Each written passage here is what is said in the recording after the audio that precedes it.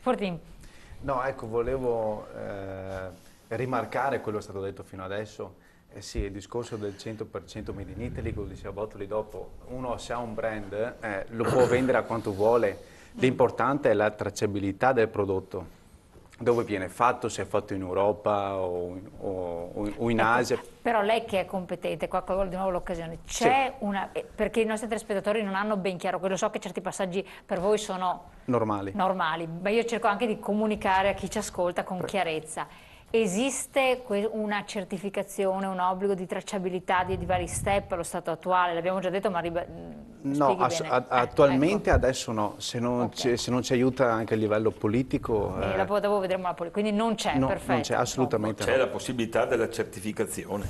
C'è la possibilità, però, esatto, come si diceva prima, la possibilità. Il Veneto ha anche un bel ente benissimo. certificatore che viene purtroppo poco utilizzato dalle imprese. Bravissimo, benissimo, precisato questo, benissimo. Sì, ecco, per esempio la certificazione volontaria del 100% Made in Italy, di cui noi, esatto, sì, che noi abbiamo aderito, tutta una serie di... No, è giusto dirlo, voi avete aderito? Sì, assolutamente sì, anche perché diamo la qualità del prodotto al cliente finale, quindi quello identifica. Ma comunque ci dovrebbe essere, oltre sul tessile, anche su altri prodotti, la tracciabilità dall'inizio del prodotto fino alla costruzione, fino alla vendita e tutto, tutta la tracciabilità, tutta la sua filiera. Ma non è entrata in vigore una normativa che prevedeva che nell'etichetta ci dovesse essere tutto questo percorso e quindi dovevano essere cambiate anche le etichette, cioè, o no? Sì, ci dovrebbe essere stata, ma però dopo è andato tutto in fumo. Ah, ok.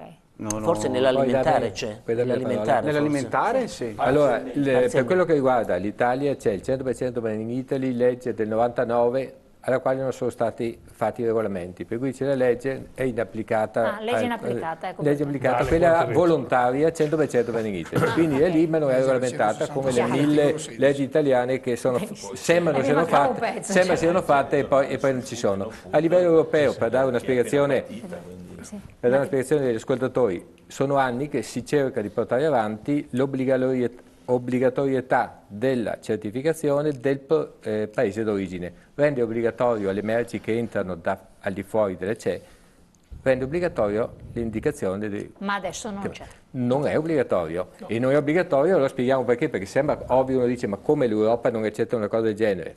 Sappiamo che il 40% del manifatturiero europeo è italiano, quindi l'Italia da sola ha il 40% della manifattura, è quella che sente più la necessità. I paesi del nord, per la maggior parte, non hanno produzione manifatturiera, a loro interessa acquistare a basso prezzo e non dire al consumatore da dove viene, perché il consumatore oggi si sta evolvendo, soprattutto nei paesi nordici, leggere Made in Cina già gli crea un pensiero. Questo lo vogliono evitare, non obbligando a scrivere, resta sempre nel dubbio, possono ricaricare 10 volte, 20 volte, il consumatore non lo sa.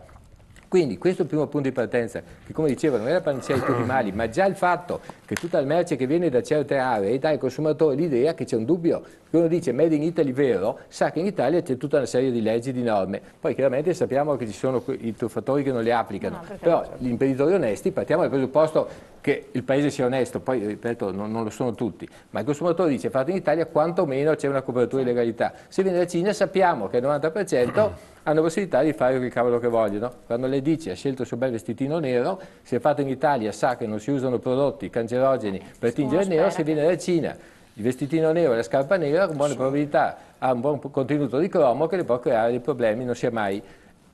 Basta saperlo, poi ci sono i disonesti in Italia e ci sono i disonesti in Cina, ma globalmente la visione e il sapere da dove viene il prodotto ti dà una certa possibilità di scelta più oculata. Fare una domanda? Sì, dopo voglio finire che finisca però prima Fortino perché l'ho portato via. Scusa Roberto, non solo la comunità europea, abbiamo anche degli italiani che sono quel 16% che del manifatturiero che non vogliono il Made in Italy. Ma nell'Europa c'è anche una fetta di italiani. L'Europa e anche il 16% del manifatturiero in Italia non vuole il Made in Italy e sappiamo i motivi e sappiamo chi sono. Quindi onestà ci vuole la parte. Devo dire qualcosa? No. Allora Rigo Bon e poi perché sennò era che... Allora, su quella norma là noi siamo anche stati sentiti dalla Regione sulla legge 50, se non ricordo male il numero del 2012. Sì, 50. Non vi è dubbio che è interesse delle associazioni di consumatori, soprattutto per quello che riguarda, come dire, il mantenimento in vita dei centri storici, mantenere in vita anche i negozi di vicinato, insomma, no? Va però chiarito che le possibilità perché i negozi di vicinato restino al centro delle città per far vivere i centri storici devono avere prodotti di nicchia, sicuramente, di qualità, senza dei quali si può pensare che si faccia la concorrenza sulla pasta, insomma, evidente, fuori, non ce la farà mai, oppure sul calzino, insomma. Il prodotto di qualità dovrebbe essere quello che fa emergere la possibilità di vita di questi negozi. C'è stato anche un tentativo nella scorsa legislatura con l'assessorato che seguiva, come dire, le politiche dei consumatori. Abbiamo fatto un paio di iniziative con delle vetrafonie per indicare che quelli erano negozi che avevano le caratteristiche peculiari dei prodotti locali, delle condizioni che potevano garantire una qualità del prodotto a un prezzo assolutamente ragionevole, no? Perché non funziona? Perché lo strapotere della grande distribuzione annichilisce anche chi ha un minimo di buona volontà, e chi non c'è nemmeno la possibilità di una start-up finanziata per chi qualche giovane che voglia cimentarsi, che ne so, a vendere guanti o vendere cravatte di qualità, basta che vada a Napoli, le compra finché vuole, insomma, no? Quelle di qualità vere, insomma, no? Marinella. Sì, Marinella, esattamente.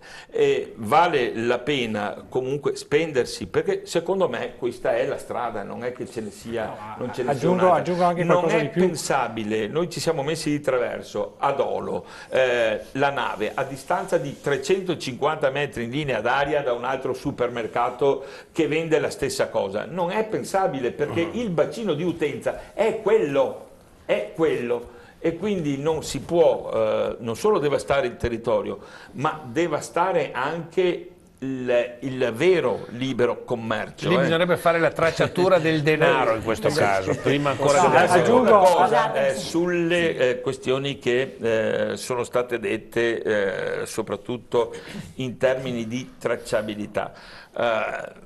C'è intanto, se si vuole porre rimedio in mancanza di una normativa che sia efficace, c'è quella della certificazione.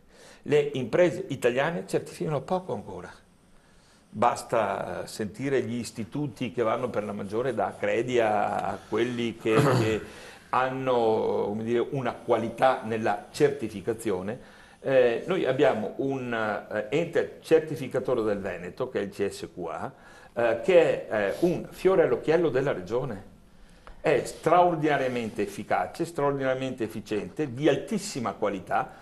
Ormai la presenza di questo ente è a livello europeo e anche mondiale, perché sta cercando di arrivare addirittura in Cina per certificare almeno quelle aziende che anche in Cina quindi possono a livello volontario produrre. c'è poca richiesta di certificazione. Sì, il problema vero è la etichettatura, cioè la certificazione obbligatoria, perché ci sono prodotti che abbisognano di una certificazione obbligatoria. Quella obbligatoria è normata, non ci sono grandi difficoltà a dire che anche funziona, ma quello che non funziona è la certificazione obbligatoria. Gli strumenti per fare in modo che la certificazione obbligatoria sia in qualche modo resa utile e pregnante non c'è. E quando c'è diventa quasi inapplicabile, quel poco che c'è diventa inapplicabile. Quindi questa è un'osservazione importante che lei fa. Sì, adesso siamo passati, no? Abbiamo fatto dei ragionamenti sulla tracciabilità e su norme che potrebbero essere sicuramente più adeguate, che speriamo avvengano. Abbiamo disquisito e ragionato sulla distribuzione, sul commercio, sul marketing, no? Piccola distribuzione, grande distribuzione.